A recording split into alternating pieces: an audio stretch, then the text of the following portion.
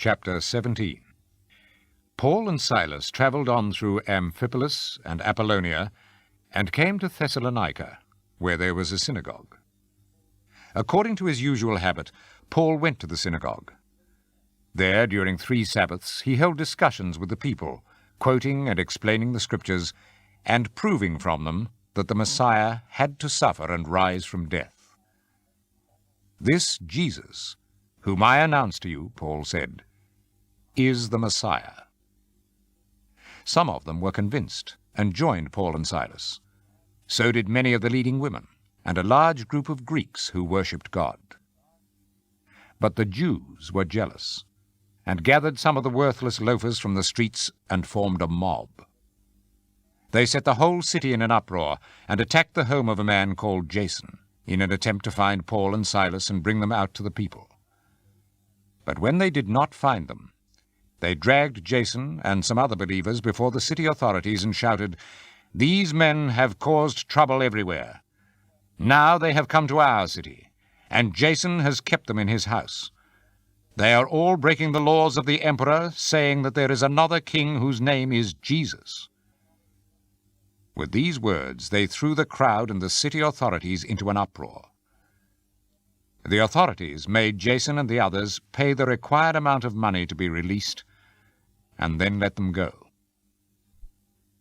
As soon as night came, the believers sent Paul and Silas to Berea. When they arrived, they went to the synagogue. The people there were more open-minded than the people in Thessalonica.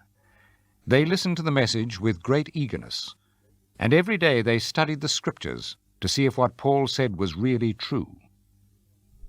Many of them believed, and many Greek women of high social standing and many Greek men also believed. But when the Jews in Thessalonica heard that Paul had preached the word of God in Berea also, they came there and started exciting and stirring up the mob. At once the believers sent Paul away to the coast. But both Silas and Timothy stayed in Berea. The men who were taking Paul went with him as far as Athens, and then returned to Berea with instructions from Paul that Silas and Timothy should join him as soon as possible. While Paul was waiting in Athens for Silas and Timothy, he was greatly upset when he noticed how full of idols the city was. So he held discussions in the synagogue with the Jews and with the Gentiles who worshipped God, and also in the public square every day with the people who happened to pass by. Certain Epicurean and Stoic teachers also debated with him. Some of them asked, "What is this ignorant show-off trying to say?" Others answered, "He seems to be talking about foreign gods." They said this because Paul was preaching about Jesus and the resurrection.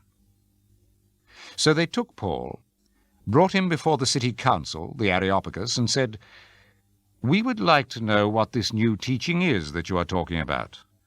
Some of the things we hear you say sound strange to us, and we would like to know what they mean." For all the citizens of Athens and the foreigners who lived there liked to spend all their time telling and hearing the latest new thing. Paul stood up in front of the city council and said, "I see that in every way you Athenians are very religious. For as I walked through your city and looked at the places where you worship, I found an altar on which is written, 'To an unknown God.' That which you worship, then, even though you do not know it, is what I now proclaim to you. God, who made the world and everything in it, is Lord of heaven and earth, and does not live in man-made temples. Nor does he need anything that we can supply by working for him, since it is he himself who gives life and breath and everything else to everyone. From one man he created all races of mankind, and made them live throughout the whole earth. He himself fixed beforehand the exact times and the limits of the places where they would live. He did this so that they would look for him, and perhaps find him, as they felt about for him. Yet God is actually not far from any one of us. As someone has said, in Him we live and move and exist. It is, as some of your poets have said, we too are His children. Since we are God's children, we should not suppose that His nature is anything like an image of gold or silver or stone, shaped by the art and skill of man. God has overlooked the times when people did not know Him. But now He commands all of them everywhere to turn away from their evil ways.